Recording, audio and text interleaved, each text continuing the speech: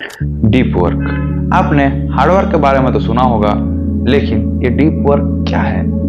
आखिरकार deep work किसे कहते हैं? तो डीप वर्क आप किसी काम में कितना अपना समय देते हो, इसी को डीप वर्क कहते हैं। यानी इसका मतलब क्या हुआ?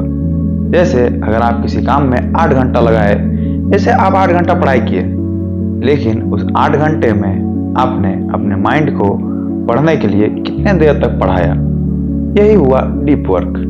हम में से कई लोग 10 घंटे 12 घंटा भी पढ़ लेते हैं, लेकिन उसके बावजूद हमारे माइंड में कुछ भी नहीं आता है। हमसे एक भी क्वेश्चंस नहीं बनते, हम सब कुछ भूल जाते हैं। इसका रीज़न क्या है? इसका रीज़न है कि हम जब पढ़ते हैं उस समय अपने माइंड को हम पढ़ने में रखते ही नहीं हैं। हमारा माइंड या तो कुछ और सोचते रहता है, कहीं घूमने के बारे में, कुछ खाने के बारे में, या कुछ भी फैमिली प्रॉब्लम्स के बारे में, या कुछ भी ऐसी बातें जिसका हमारी पढ़ाई से कोई लेना देना नहीं है, हम उन चीज़ों के बारे में सोचते रहते हैं, जिससे हमारा फोकस उस पर्टिकुलर काम में, यानी अगर हम पढ़ रहे हैं तो उसमें बनता ही नहीं है।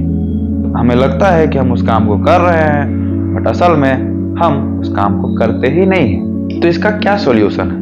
फर्स्ट ऑफ ऑल, आपको जब भी आप किसी काम को कर रहे हो तो उस काम से रिलेटेड सारे चीज़ों को अपने पास रखो, और जो भी चीज़ उस काम से रिलेटेड नहीं है उस चीज़ को खुद से दूर कर दो।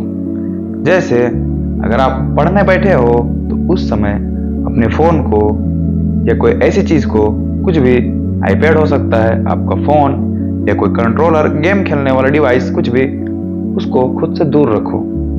बिकॉज अगर आपके पास डिस्ट्रैक्शन आपके एकदम सामने होगा तो बहुत ही मुश्किल होगा आपको अपने माइंड को कंट्रोल करने में। इसीलिए सबसे पहले अपने डिस्ट्रैक्शंस को खुद से दूर रखो।